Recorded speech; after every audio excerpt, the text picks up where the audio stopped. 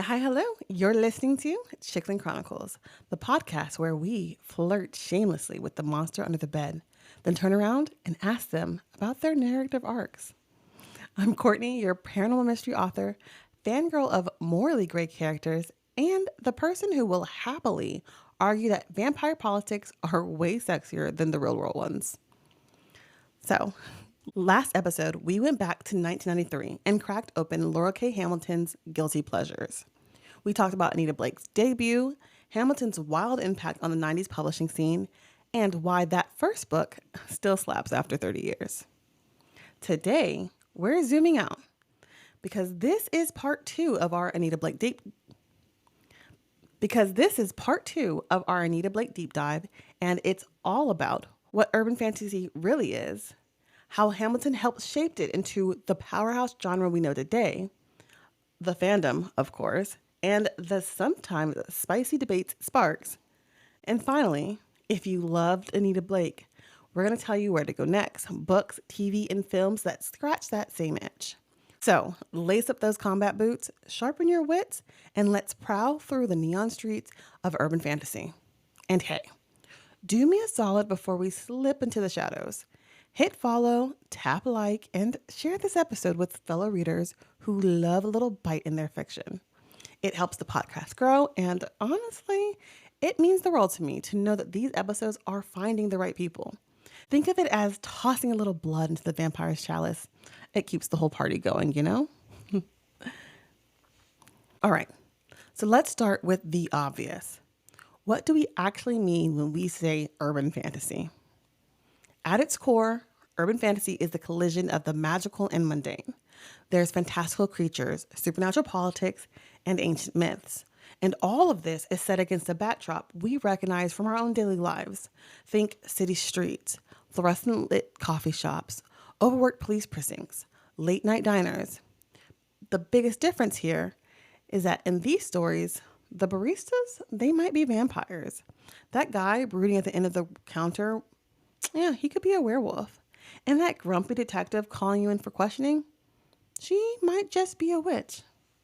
It's a genre that asks, what if all the myths and monsters we half believe in were just across town, hiding in plain sight?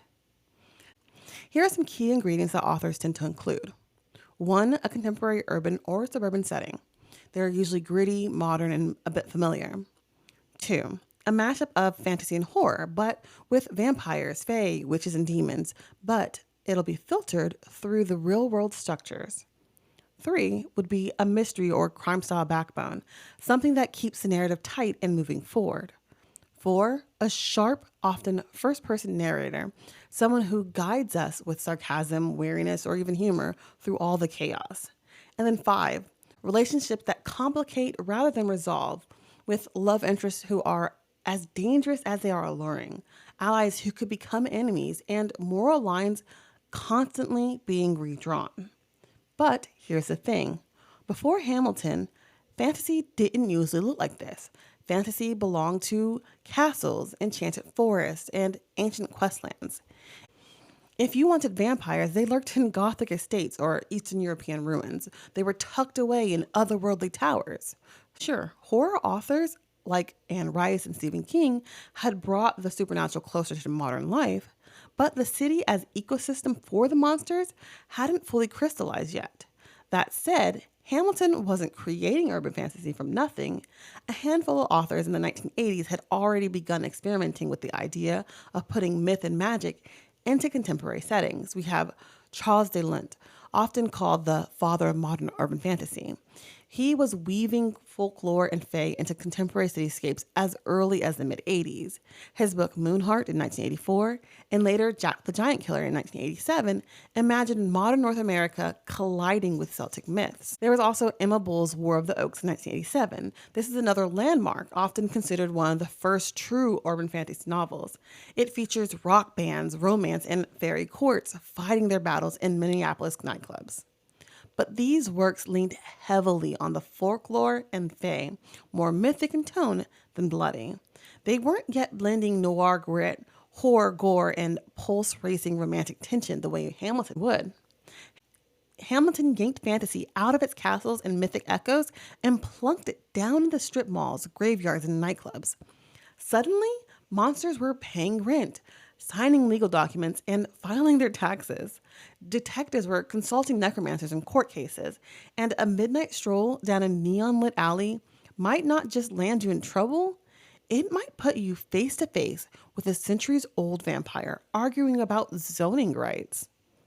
Urban fantasy really became the genre of contradictions, the ancient against the modern, the mythical against bureaucracy, and the supernatural against the everyday grind. And that's what made it so electric. It wasn't fantasy at a safe distance. It was fantasy standing in line next to you at the grocery store, fangs hidden behind a polite smile. As I mentioned in the last episode, bookstores, they didn't really have urban fantasy. They had fantasy, they had horror, they had romance. These were all separate, and they wouldn't solidify until later, once the Anita Blakes and the Sookie Stackhouses entered the scene. And let's not forget, the urban part of the urban fantasy isn't just about skyscrapers, it's about systems. These stories are where supernatural creatures bump up against human institutions, law enforcement, hospitals, politics, nightclubs, even Starbucks. It's the tension of watching immortal power navigating parking tickets and the red tape. So when I say Hamilton helped shape urban fantasy, that's what I mean. She took the monsters out of their castles and made them your neighbors.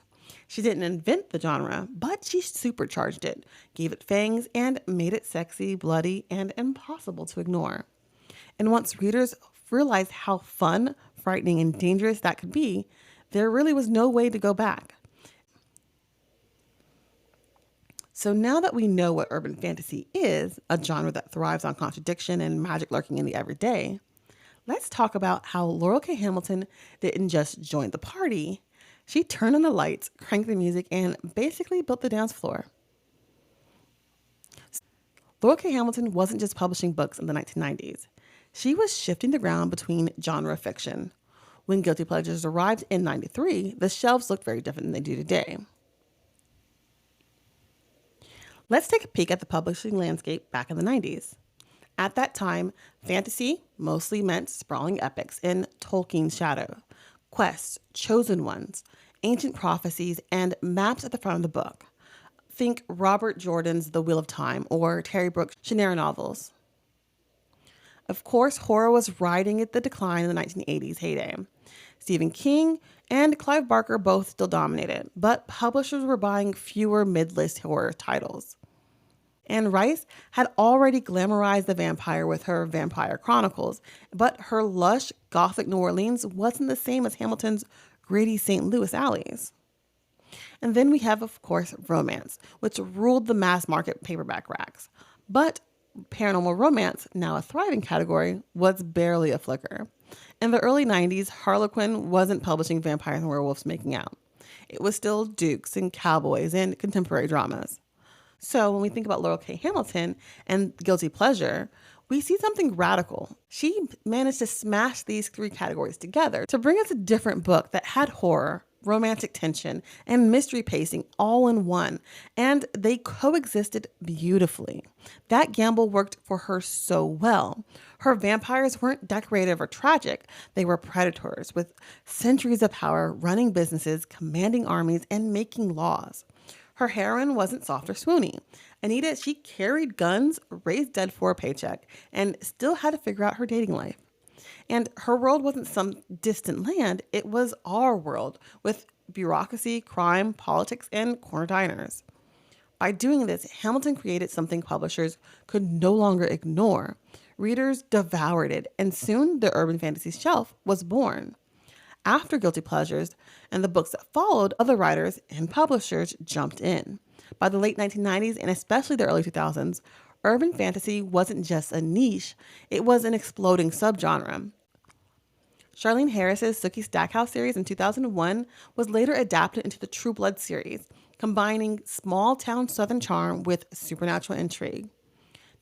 Then we have Jim Butcher's Dresden Files in 2000, which lead hard into the detective angle with a wizard PI solving crimes in Chicago.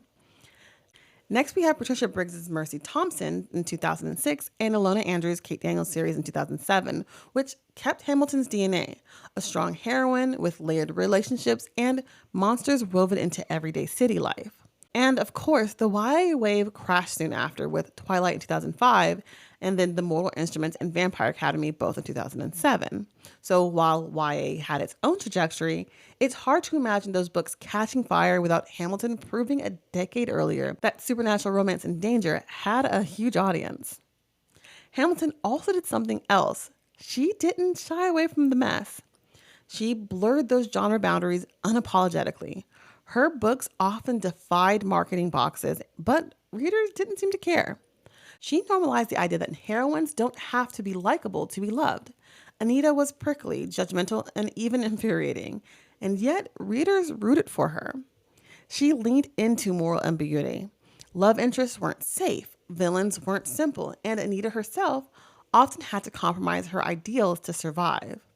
Those tropes of morally gray characters, genre mashups, and romance with teeth are now staples in fantasy. And this impact wasn't just in bookstores, it was cultural. By the 1990s, Hamilton had one of the first active online fandoms for an urban fantasy series.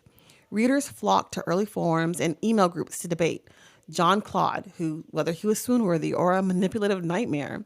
Anita's shifty morality, was it relatable or just frustrating?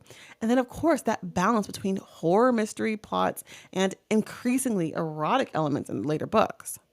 This passion, even when it tipped into controversy, showed publishers something crucial. Urban fantasies build communities. Readers weren't just consuming the books, they were forming identities around them, arguing, creating fan art, writing fanfic, and passing dog-eared copies to their friends. But why does this matter? Well, Hamilton didn't invent urban fantasy single-handedly. As we touched earlier, authors like DeLint and Bull planted the seeds. But she did something arguably even bigger. She gave the genre mass market momentum. Her books weren't just cult favorites. They sold a lot. They proved that readers wanted supernatural grit, messy romance, and heroines with guns as much as swords. And that ripple effect still shapes shelves today. Every time you see a sarcastic heroine narrating a vampire crime scene or a brooding love interest who could kill you but also make you swoon, you're seeing Hamilton's fingerprints. And Laurell K. Hamilton didn't just give us a new kind of vampire stories in the 90s. She gave us a heroine in a series that evolved so dramatically over time, it created one of the most famous reader debates in modern genre fiction. We've talked about how guilty pleasures help redefine the shelves with horror's gore, romance's tension, crime pacing, all that fused into something flesh. But Hamilton's real legacy is a two-part story. It's the revolution of her early books and the controversy of her later ones. The first wave of Anita Blake's novels had a strong crime procedural spine. Anita solved supernatural murders, interrogated suspects, and worked alongside police, all while juggling her necromancy gig and keeping her sarcasm locked and loaded. Readers, including me, loved it. They described the series as like CSI, but with vampires. It was bloody, witty, and tightly plotted, something that felt groundbreaking in the mid-1990s. But then came Narcissus in Chains in 2001, book 10. Enter the heat, or what we like to call today, smut. Anita's supernatural sexual hunger. Suddenly, Anita wasn't just hunting monsters. She was navigating a network of lovers, polyamorous entanglements, and graphic intimacy that became central to the plot. The mysteries didn't vanish, but the balance of the series shifted. Instead of a crime scene every other chapter, readers often found extended sequences of erotic power struggles, emotional negotiations, and relationship fallout. For some, this was exciting. They praised Hamilton for writing openly about polyamory and sexual politics at a time when mainstream fiction rarely touched it. One Goodreads reviewer said, "These books taught me that heroines don't have to apologize for wanting, for needing, for claiming power in bed and out of it. That was revolutionary to me." But for others, it was a deal breaker. Longtime fans who adored Anita the detective felt alienated by Anita the reluctant sex goddess. Early 2000 forums like the now archived HamiltonLKH.com boards and Amazon reviews were flooded with frustrated comments like, I sign up for vampires and crime scenes, not orgies. Or, I miss the days when Anita solved murders instead of her own sex life.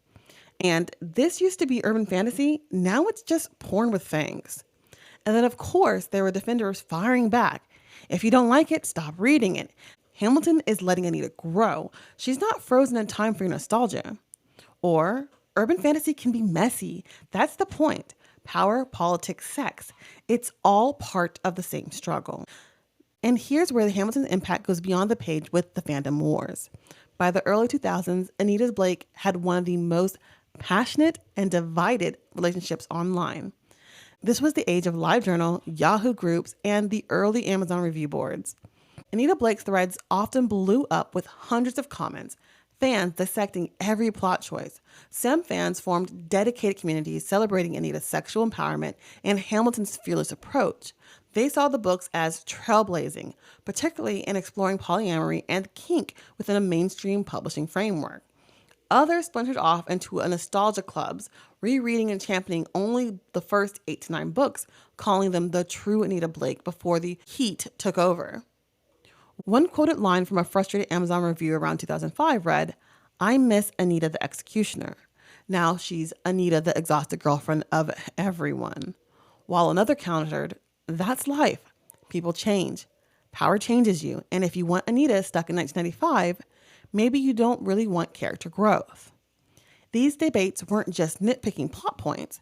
They were cultural conversations about what readers expect from long-running series, about how much sex is too much sex in genre fiction, about whether female desires, when portrayed as insatiable or inconvenient, made readers uncomfortable in ways they didn't fully want to admit.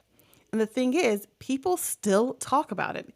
Even now, Anita Blake is a common example in writing forums, podcasts, and TikTok rants about how series evolve, how authors respond to fan backlash, and what happens when your heroine takes a sharp left turn. At the end of the day, Hamilton's divide showed 2 cultural truths about urban fantasy. One, that readers build relationships with genre as much as with characters.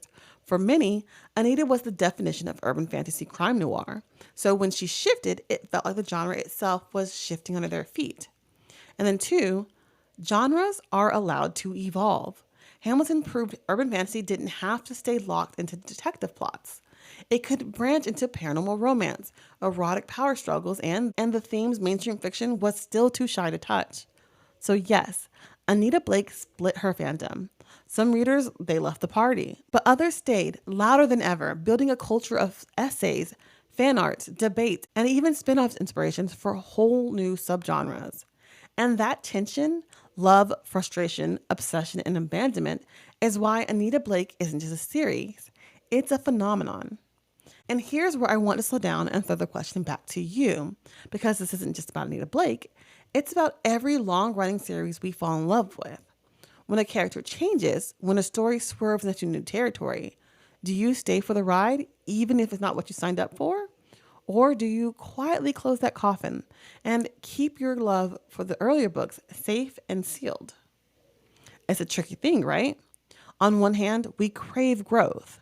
But on the other, we want to hold on to those first magical reads like sacred ground. And Anita Blake sits right at the center of that tension. So I'd love to hear from you. What's a series that changed so much it made you rethink your relationship with it? Did you hang on or did you walk away?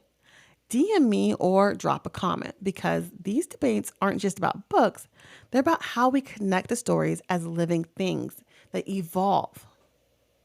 And speaking of evolving things, let's say you've read Anita Blake, or maybe you tapped out after a few books, but you still want more of that gritty, supernatural meets the city vibe. Where do you go next? Well, don't worry, I've got you. Here are some options for new favorite reads, shows, or movies that live in the same haunted neighborhood as Anita Blake. First up is books. If you like the vampire politics and small town drama in Anita's world, check out the Sookie Stackhouse series by Charlene Harris, better known as True Blood. It's soapier, sassier, and a little campier, but the mix of everyday life colliding with supernatural chaos will feel the same in the best way. If you watch the TV series, it does get a little sexy, just like how Anita grew up. The Sookie Stackhouse series grows fast, but it's something to check out on both fronts of books and TV shows. But maybe, just maybe, you want a heroine with grit and a touch of vulnerability. That's going to be where Mercy Thompson by Patricia Briggs comes in. Mercy's a mechanic, but also happens to be a coyote shapeshifter. It's action-packed, heartfelt, and full of werewolf pack drama. If you want to lean into that mystery crime angle, The Dresden Files by Jim Butcher is basically Anita Blake, but a wizard. Harry Dresden is a PI who solves magical crimes in Chicago, usually while getting beaten half to death in the process. For sarcasm and sword fights, Kate Daniels by Ilona Andrews is a must. Post-apocalyptic Atlanta, magic and tech crashing into each other, and one of the best slow burn romances in the genre. Then there's the Hollow series by Kim Harrison, which gives you witches, vampires, demons, and a whole lot of supernatural mess in Cincinnati. Rachel Morgan has a knack for making bad decisions that you'll still cheer for. And a hidden gem, The Beginner's Guide to Necromancy by Haley Edwards. This is one of my number one recommendations for people who love urban fantasy. If Anita's cemetery gigs were your jam, you'll love Greer Woolworth.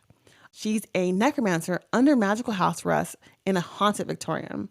It's equal parts creepy and cozy with plenty of ghostly snark. And there's a bit of a slow burn romance in there as well. And finally, let me slide my own little guilty pleasure onto this list, The Missing Reflection by me, Courtney Hickling. It's my love letter to dark mysteries, haunted corners, and heroines who don't take the easy path. If you've been vibing with Anita Blake, there's a good chance you'll feel right at home in Bria Sage's world too. Okay, so let's move on to TV. If Anita had a TV twin, it would be Buffy the Vampire Slayer. Buffy is a snarky, complicated heroine juggling slang, love, and identity. Check, check, check. Now, yes, it is a YA series technically since it's involving a teenager, but we see Buffy grow in this series and it's not as sexy as Anita. However, the growth is where it's at. Not every season is amazing, but give it a check, give it a try. I love Buffy. There's also a Buffy the Vampire Slayer movie. It's not as good, but it does exist. Again, I'm going to mention True Blood, which takes Charlene Harris's books and cranks the sex, blood, and drama up to 11, like I mentioned. It's basically a Southern Gothic soap opera, and honestly, I kind of loved every messy minute of it. Another YA series I'm going to throw on the map is The Originals. It's not Vampire Diaries, but it's Vampire Diaries adjacent. This is where vampire families feud. It's a bit moodier and darker than the vampire series. And when you think of it, you should really be like, oh, this is like mob bosses with fangs, but it's set in New Orleans. It's pretty decent. It has vampires, werewolves, witches. Give it a try.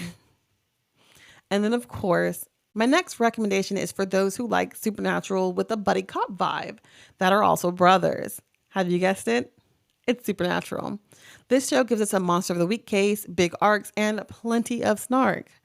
It's so good. It grows again with a series. It's 15 seasons long, so go in with like all the snacks, but it's so worth it. It might get slow after season like 6 through 9, and then it picks up on one of the middle seasons and then it drops again. But it's 15 seasons. You're not going to regret it too much because it's fun and you'll love the characters. The actors are amazing.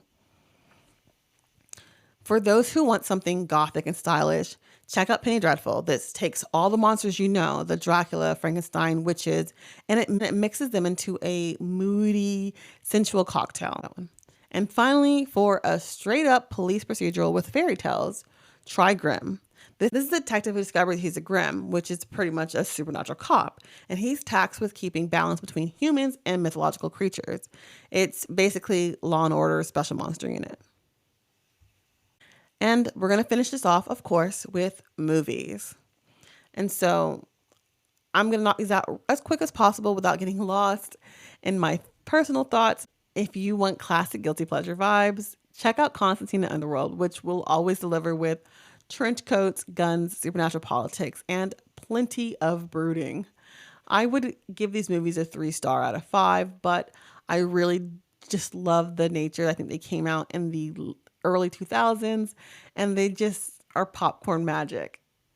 For some witty teen rebellion, you've got the original Craft and its modern continuation, the Craft Legacy. The original is better than the new version, almost as always.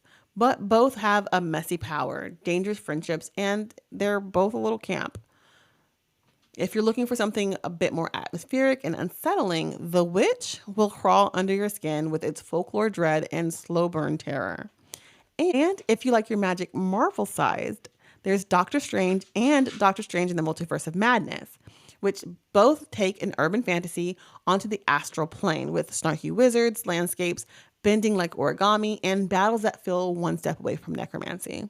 If you ask me, Multiverse of Madness was just a little bit better than the first Doctor Strange, but I also have a special thing for Elizabeth Olsen and anything directed by Sam Raimi.